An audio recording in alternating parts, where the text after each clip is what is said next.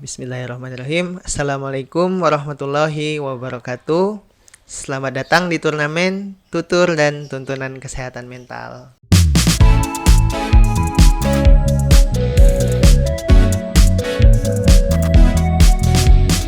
Bersama saya Dika.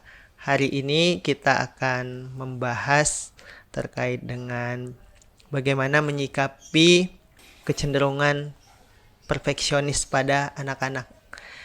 Nah, sebetulnya akhir-akhir ini kita cukup banyak mendapatkan cerita, kasus-kasus baik dari anak, kemudian remaja, bahkan yang mulai masuk ke tahap perkembangan dewasa awal ya.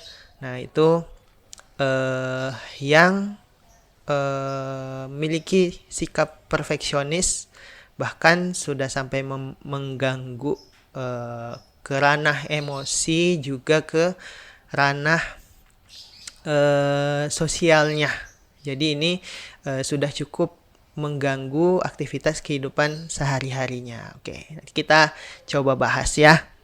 Nah, sebetulnya tanda bahayanya apa sih? Yang pertama ya, pada anak-anak ini merasa tidak pernah cukup baik terkait dengan pekerjaannya, kemudian penampilannya, dan juga terkait dengan prestasinya. Jadi merasa pekerjaannya selalu tidak sempurna ya, termasuk nanti akan masuk ke dalam penampilan dirinya juga, merasa orang lain tuh selalu melihat dia dan selalu ada aja yang kurang seperti itu. Termasuk juga prestasinya, selalu merasa tidak cukup dengan prestasi yang sudah dia capai.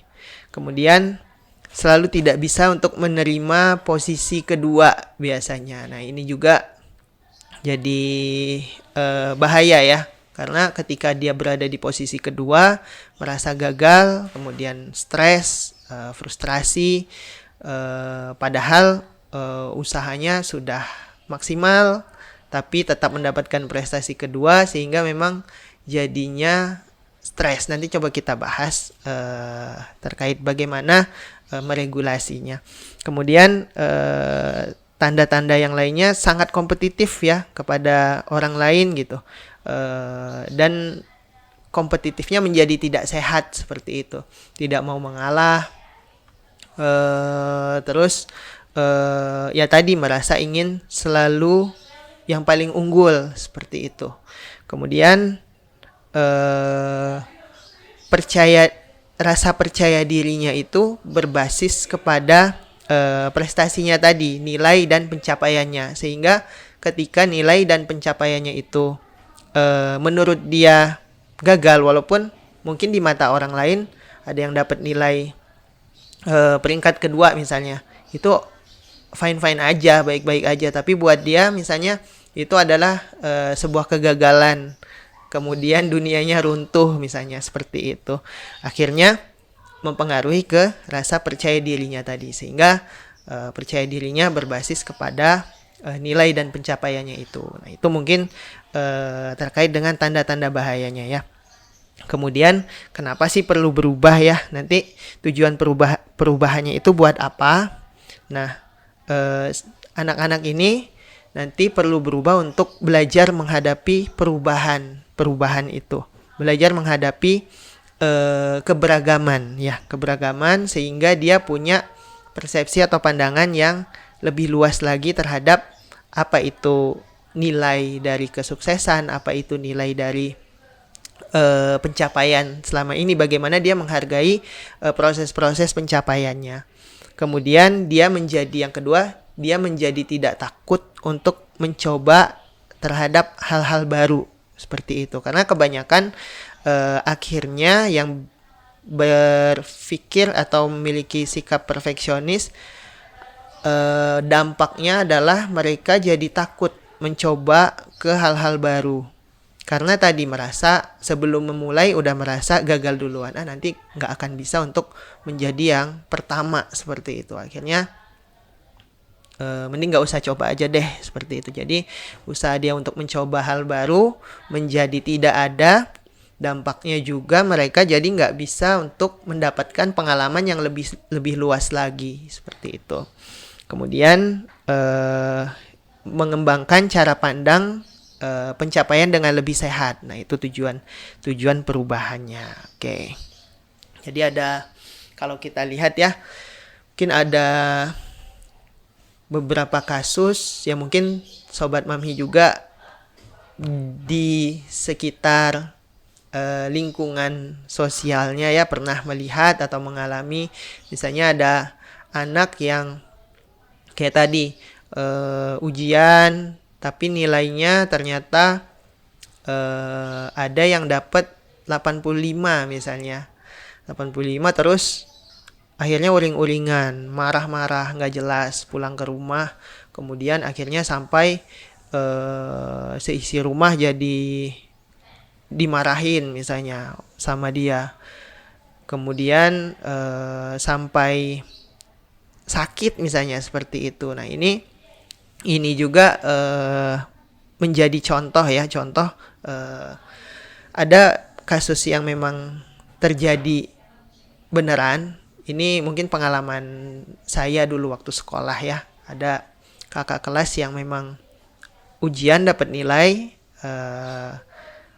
dia kalau nggak salah itu dapat 80. Terus biasanya itu dapat 90 ke atas seperti itu. Nah, akhirnya ketika dilihat nilainya tidak dapat sesuai dengan yang dia harapkan. Nah, akhirnya dia marah, ngamuk di kelas. Nah, itu sampai heboh ya, sampai dia marahin ke gurunya seperti itu, sampai ya menyalahkan gurunya kenapa nilainya tidak bisa seperti itu, sampai membanting meja, sampai melempar sesuatu, memecahkan kaca di sekolah. Ini kejadian beneran. Jadi memang yang masih saya ingat terus ya, karena waktu itu sempat heboh di sekolah. Nah, ternyata pas tahu kejadiannya seperti itu, orangnya memang cerdas sekali dan tidak pernah mendapatkan nilai yang rendah. Mungkin sekali-kalinya dapat nilai rendah sehingga jadi merasa gagal kayak tadi. Nah, saya juga baru memahami ya kondisi itu saat kuliah di psikologi seperti ini. Ini yang jadi menarik sebetulnya ya. Ada kasus-kasus yang kemudian datang juga ke kita, ke Mamhi itu kemarin cukup banyak dan beragam, tapi ceritanya hampir mirip-mirip seperti itu. Nah, sebetulnya apa yang perlu kita lakukan ya? Ya misalnya dia udah belajar sampai larut malam, tengah malam, sampai dini hari ya, tapi nilainya masih seperti itu ya. Pertama kita buat batasan dulu ya, seberapa larut nanti anak ini boleh belajar, karena dia harus tahu juga terkait dengan kepentingan kesehatannya. Kemudian kita juga harus memberikan pemahaman bahwa nggak ada hal yang mengerikan jika tidak menjadi yang terbaik dalam segala hal. Nah, itu poinnya juga ya. Jadi mereka jadi tahu bahwa hal terburuk apa sih yang bakal terjadi ketika aku tidak mendapatkan juara 1, aku tidak mendapatkan nilai terbaik di kelas, seperti itu. Kemudian yang paling penting juga kita sebagai orang tua memberitahu ya, baik secara langsung ataupun bisa secara tersirat, bahwa kita nggak kecewa dengan hasil yang dia peroleh. Kita mencintai dia apa adanya dengan hasil yang dia dapatkan. Nah, kita juga sudah bisa untuk mengapresiasi cara belajarnya, pencapaian belajarnya, seperti itu. Kemudian mengapa sih harus berubah ya? Ya, karena tadi ya, anak-anak yang perfeksionis cenderung tertekan ya dengan obsesi-obsesi mereka sendiri hingga taraf yang tidak sehat. Dengan melakukan semuanya tadi serba sempurna, serba harus bisa, aku harus menjadi juara, harus ya, sehingga memang ini akan menjadi munculkan rasa cemas nantinya, frustrasi, khawatir, tidak pernah merasa tidak pernah cukup seperti itu. Kemudian memikirkan pendapat atau pandangan persepsi orang lain yang berlebihan karena dia merasa selalu dinilai orang lain menjadi kurang akhirnya. Nah, ini akan mengganggu kesehatan mentalnya seperti itu. Kemudian tidak pernah puas juga ya, mendorong dirinya terus seperti itu bahkan sampai di luar batas-batas kemampuannya. Nah, ini juga berbahaya terhadap kesehatan mental mereka sendiri ya. Sangat mudah frustrasi, stres, cemas, bahkan ada yang sampai ke taraf depresi seperti itu ya. Jika udah masuk ke depresi, ada yang lebih berbahaya lagi sebetulnya, bisa nanti ke arah sakit fisik ya seperti migrain. Kemudian ada juga yang sampai ke usaha untuk bunuh diri seperti itu. Nah, kita tidak mau sampai ke tahap yang lebih berat ya, sehingga memang pencegahan itu lebih baik kita lakukan. Kemudian perfeksionis ini juga perlu kita rubah karena dia akan tadi sangat erat kaitannya dengan masalah emosional, masalah kesehatan mental, juga masalah fisik ya, tadi terkait dengan kesehatan fisik dan juga masalah sosialnya. Nah, ketika tiga hal ini sudah mengganggu aspek-aspek kehidupannya, ini menjadi indikator yang sudah sangat jelas perfeksionis ini memang harus dirubah seperti itu. Ya, perfeksionis ini bisa terlihat ya pada anak-anak dari sejak preschool bahkan sampai dewasa ya. Nah, coba kita lihat tanda-tanda dan gejala-gejalanya apa aja sih yang menandai anak-anak kita memiliki kecenderungan sikap perfeksionis ini. Yang pertama, biasanya anaknya sangat kompetitif sekali ya, sangat kompetitif, membandingkan diri dengan orang lain, kemudian tidak pernah bisa untuk menjadi ranking kedua dalam segala hal seperti itu, atau tidak pernah bisa ketika memiliki suatu hasil karya yang menurut dia jelek seperti itu. Kemudian selalu merasa menjadi yang terbaik, selalu merasa tidak cukup, dan tadi harus menjadi nomor satu, harus menjadi yang terbaik ya seperti itu. Jadi dampaknya anak-anak ini akan sangat kompetitif sekali dan tidak sehat ya, sehingga dia akan menjadi selalu bersaing dengan orang-orang yang ada di sekitarnya dengan kompetitif, perilaku kompetitifnya itu. Kemudian yang kedua, kedua tanda dan gejalanya tadi ya, kemungkinan ada keterkaitan dengan gejala-gejala sakit fisik. Misalnya tadi kayak migrain, sakit kepala ya, sakit perut, kemudian sulit tidur seperti itu. Mungkin kalau diperiksa ke dokter juga kadang bingung, tidak menemukan ya apa yang menjadi keluhan fisiknya itu seperti itu. Tapi dia mungkin merasakan sakit fisiknya, pusingnya, sakit perutnya yang memang sulit untuk diperiksa secara medis ya seperti itu.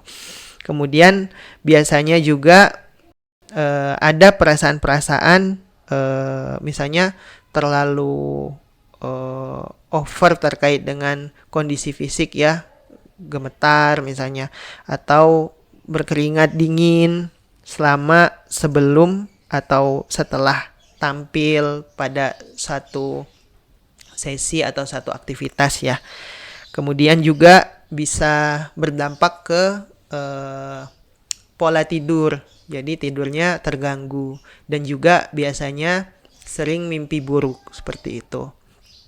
Kemudian tanda dan gejalanya lagi yang ketiga adalah tadi biasanya sulit untuk mengambil risiko, takut untuk memulai sesuatu yang baru karena merasa tidak unggul di area itu.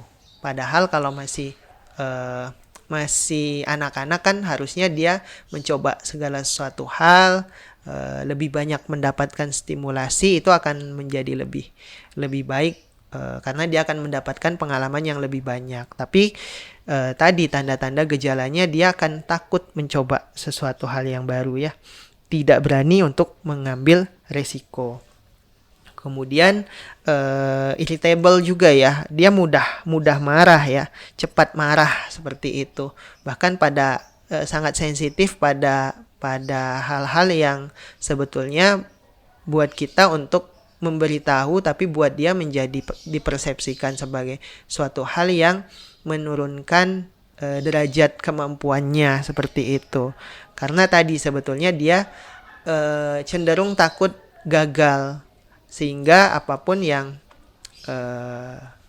misalnya menjadi suatu masukan, itu akan menjadi dipersepsikan sebagai suatu yang menurunkan kemampuannya. Kemudian dampaknya juga tanda dan gejalanya juga adalah mudah merendahkan orang lain seperti itu. Karena tadi ya, dia punya motivasi yang keras mendorong dirinya sendiri, sehingga terkadang merasa orang lain itu tidak sempurna, tidak sehebat dia seperti itu, sehingga menganggap orang lain tadi selalu ada di bawahnya dan selalu tidak cukup, atau bahkan bisa selalu merasa bahwa orang lain itu tidak sesempurna dirinya ya, karena dia menuntut standar yang tinggi seperti itu. Maksudnya dia menuntut standar dirinya tinggi, kemudian bisa jadi dia juga menuntut standar orang lain sama seperti dia seperti itu. Padahal tidak bisa disamaratakan untuk semua orang misalnya. Kemudian ada juga tanda-tanda yang akhirnya jadi menunda-nunda terhadap sesuatu aktivitas. Jadi dia bahkan menunda dan menghindari untuk menyelesaikan itu, karena tadi takut gagal ya, atau takut hasilnya tadi tidak sempurna, sehingga dia menghindari mengerjakan tugas-tugasnya, atau bahkan tugas-tugasnya tidak dikumpulkan karena dia merasa bahwa tugasnya itu tidak sesuai dengan apa yang dia harapkan. Padahal kalau misalnya dibandingkan dengan teman-teman, mungkin tugasnya udah jauh lebih baik seperti itu. Tapi buat dia tidak bagus, jadi akhirnya ya udah tidak jadi dia berikan, dia kumpulkan. Nah, ini juga bisa jadi gawat ya. Kemudian fokus pada kesalahan-kesalahannya aja, bukan pada hal-hal yang dia berhasil pernah dia lakukan. Nah, ini juga cukup berbahaya ya, karena semakin sering dia merasa gagal, dia akan menanam rasa percaya diri, memupuk rasa percaya diri yang jadi tambah lebih buruk seperti itu. Kemudian sangat serius sekali ya menghadapi hidup gitu. Jadi sangat susah untuk bercanda misalnya, sulit untuk menertawakan diri sendiri.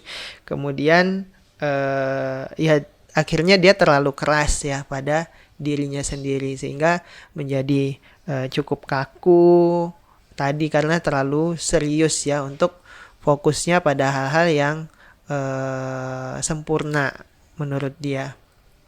Kemudian cenderung tidak fleksibel, rigid ya, kaku terhadap suatu hal yang ingin dia kerjakan, pencapaiannya seperti itu. Dan juga cenderung takut atau malu untuk meminta tolong kepada orang lain, karena tadi dia merasa lebih tinggi ya, karena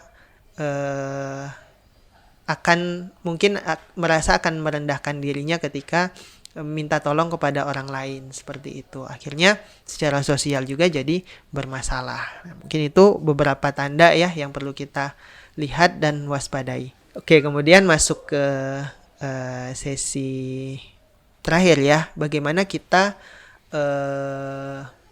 memberikan treatment atau intervensi kepada anak-anak ini. Pertama kita harus mencari sebabnya ya. Biasanya yang pertama itu terkait dengan bawaan. Biasanya ada anak-anak yang secara temperamental memang cenderung menunjukkan kondisi-kondisi yang perfeksionis. Nah, ini biasanya juga berkaitan sangat erat ya dengan kemampuan kognitif daripada anak-anak. Biasanya semakin tinggi kemampuan kognitifnya, mereka akan semakin berperilaku perfeksionis. Walaupun mungkin tidak semua ya, tapi ada korelasi yang cukup kuat seperti itu. Nah, temperamen ini juga harus kita olah ya nantinya. Artinya ketika kita mengetahui profil dari kondisi anak-anak kita, kita akan semakin mudah untuk memberikan treatment yang tepat. Kemudian kita lihat juga secara psikologis apa anak-anak kita ini mengalami kondisi merasa tidak aman dalam dirinya ya, tidak aman dalam banyak hal ya, misalnya keamanan secara fisik, secara psikologisnya, sehingga membuat dia tidak pede. Hal-hal yang membuat dia tidak aman cenderung dia akan mencari rasa aman ke arah hal-hal yang bisa dia tinggikan, banggakan, termasuk pada fase-fase perkembangan belajar. Biasanya dia akan mengarah pada tuntutan akademis seperti itu. Kemudian ada juga anak-anak yang cenderung takut dipermalukan ya, karena misalnya ada pengalaman bullying seperti itu, ada pengalaman yang memang tidak menyenangkan, sehingga memang dia merasa tadi ketika dia dipermalukan ya dia akan mencari hal lain yang bisa meninggikan rasa penghargaan dirinya. Kemudian kita juga harus melihat ya, merefleksi ke dalam diri sebagai orang tua, apakah kita sudah menjadi contoh atau identifikasi yang baik. Karena pada beberapa penelitian juga ditemukan orang tua yang cenderung perfeksionis akan membawa pola-pola parenting yang menuntut anaknya menjadi perfeksionis juga. Nah, hal ini perlu kita lihat karena tadi ya bisa jadi sikap perfeksionis ini akan menuntut dia ke arah kondisi-kondisi kesehatan mental yang bermasalah seperti itu. Jadi kita harus perlu berhati-hati juga. Kemudian takut kehilangan penerimaan atau penghormatan baik dari lingkungan keluarga, orang tua maupun orang lain, sehingga itu yang dia jaga sekali. Dia tidak ingin kehilangan dan menuntut dirinya untuk selalu mendapatkan penghargaan. Kemudian ada istilah ya, status ibarat piala. Nah, ini mungkin ada pola-pola yang ketika seorang anak mendapatkan status tertentu itu selalu dipertontonkan ke sosial ya, baik media sosial, baik secara langsung cerita oleh orang tua. Nah, hal ini akan membawa dampak, dia akan merasa status itu sebagai suatu hal yang dibanggakan, yang akhirnya ya akan dia bawa terus menjadi pola-pola yang harus menunjukkan status yang baik, selalu hal-hal yang yang terbaik seperti itu, sehingga dia akan mendapatkan rasa penghormatan, penghargaan yang terus-menerus didapatkan, padahal itu menjadi bumerang ya nanti buat dia ketika dia tidak menunjukkan tadi yang terbaik, karena kan pasti dalam riwayat perjalanannya tidak selalu mulus untuk mendapatkan yang terbaik itu. Oke. Kemudian yang kedua, treatmentnya adalah kita membantu anak-anak ini untuk memandang kenyataan ya, realitanya seperti apa. Kemudian kita tunjukkan positif, negatif atau untung ruginya menjadi perfeksionis tadi ya. Jadi ada hal yang memang bisa diuntungkan, tapi ada hal juga yang bisa menjadi bumerang ya, bisa menjadi mengenai kesehatan mental dia sendiri seperti itu. Jadi nanti perlu kita turunkan, kita tunjukkan ya apa aja hal-hal positifnya, apa aja hal-hal negatifnya ketika dia menjadi perfeksionis. Kemudian kita juga bisa merinci ya hal-hal yang bisa dia kendalikan dan juga yang tidak bisa dia kendalikan. Karena pada hal-hal yang tidak bisa dia kendalikan, ya berarti hal itu adalah di luar kemampuannya dan berusaha untuk atau berupaya menerima kondisi tersebut seperti itu. Nah, dengan adanya persepsi-persepsi seperti ini akan lebih menurunkan derajat ya kondisi-kondisi, dia lebih mengenali tadi kemampuan dirinya, batasan-batasan dirinya. Kemudian nah ini juga jadi hal yang penting ya, mendefinisikan makna sukses itu bukanlah sebuah kesempurnaan atau keunggulan, bukan selalu harus mendapatkan kesempurnaan tadi, karena sukses itu pasti didapatkan dengan proses yang panjang, proses jatuh bangun, pasti ada jatuhnya, bangun lagi, ada di atas, kemudian jatuh lagi. Nah, terkadang kita perlu mengajarkan bagaimana anak-anak kita ini untuk berdiri, untuk bangun ketika dia mengalami hambatan, mengalami kegagalan. Bukan selalu pencapaian-pencapaian yang dia dapat yang kita jadi poin untuk diperlihatkan atau dipertontonkan terus. Sehingga memang ada porsi-porsi untuk fase-fase belajar ketika jatuh dan juga menghargai diri ketika usahanya berhasil, seperti itu. Oke, kemudian kita perlu menerima kenyataan ya, melihat kemampuan anak-anak kita. Maksudnya apa? Terkadang sebagai orang tua kita juga memberikan tadi tuntutan-tuntutan dan merasa bahwa anak kita adalah anak super yang bisa melakukan segalanya. Nah, ini penting kita mengenali kemampuan anak-anak kita sesuai dengan potensi yang mereka miliki. Karena ketika kita tahu potensi mereka seperti apa, profilnya bagaimana, kelemahannya apa, kelebihannya apa, kita akan lebih dalam mengenali dan bisa mengarahkan lebih tepat kepada hal-hal yang berkaitan dengan bakat, minat, dan potensinya, seperti itu.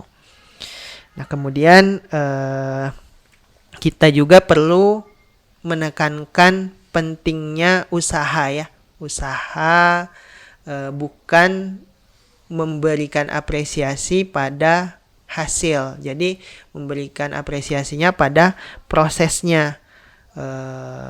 Walaupun dia merasa kayak tadi peringkat 2 misalnya, pengennya selalu peringkat 1, ya nggak apa-apa, kamu udah berusaha sekeras mungkin untuk mendapatkan hasil yang terbaik, seperti itu. Nah, itu perlu kita tekankan ya pada prosesnya. Kamu udah berusaha keras, itu juga udah hebat, udah luar biasa, seperti itu. Kemudian kita juga bisa mengapresiasi keberaniannya dalam mencoba hal-hal baru ya. Kita mengakui, wah, tuh kamu udah hebat, udah mau mencoba misalnya, walaupun dia belum berhasil ya mencapai target-targetnya, seperti itu. Ya nggak apa-apa, yang penting kamu udah berhasil mencoba, itu juga udah luar biasa, udah hebat, seperti itu. Oke, kemudian kita juga harus melihat ya,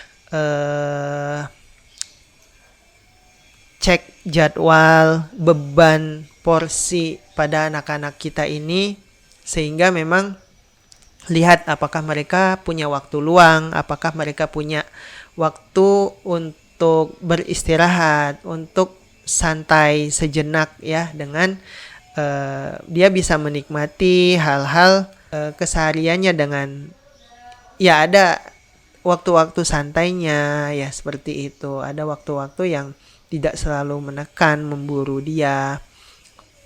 Misalnya duduk berbincang dengan orang tua atau sekedar santai duduk di depan rumah.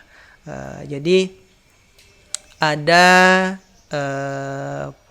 fase yang memang sirkulasinya membuat dia itu menjadi menikmati sesuatu yang bahkan hal-hal sederhana ya, untuk duduk melihat awan bergerak misalnya seperti itu, melihat suatu hal, berbincang dengan orang tua, berdiskusi dengan hal-hal yang ringan seperti itu. Hal-hal seperti ini bisa relaksasi ya tadi, untuk kondisi-kondisi yang terkadang buat dia sebagai suatu perputaran dunia itu terasa sangat cepat sekali misalnya. Nah ini perlu ada hal-hal yang kita lihat lagi tadi, kondisi-kondisi bebannya seperti apa, adakah dia fase istirahatnya, adakah fase dia menikmati aktivitas atau kegiatan-kegiatannya itu. Mungkin terakhir buat Sobat Mamhi semua yang mendengarkan podcast ini, buat orang tua juga ya, kita perlu menuntut diri, tapi kita juga perlu tahu batasan-batasan diri kita, menjadikan suatu kesalahan sebagai proses belajar, sehingga bukan mempersepsikan kesalahan sebagai suatu kegagalan. Oke, mungkin pesan dari saya, selalu tampilkan diri untuk berbuat yang terbaik, bukan menjadi yang terbaik. Karena ketika kita menjadi yang terbaik, kita akan menjadi merasa nomor satu terus, menjadi merasa harus menjadi yang terbaik. Tapi kalau kita merubah persepsi untuk melakukan yang terbaik, kita akan melakukan sesuatu sesuai dengan potensi yang kita miliki. Kita akan melakukan yang terbaik, walaupun kita tidak menjadi yang terbaik, kita akan tetap bangga, kita akan tetap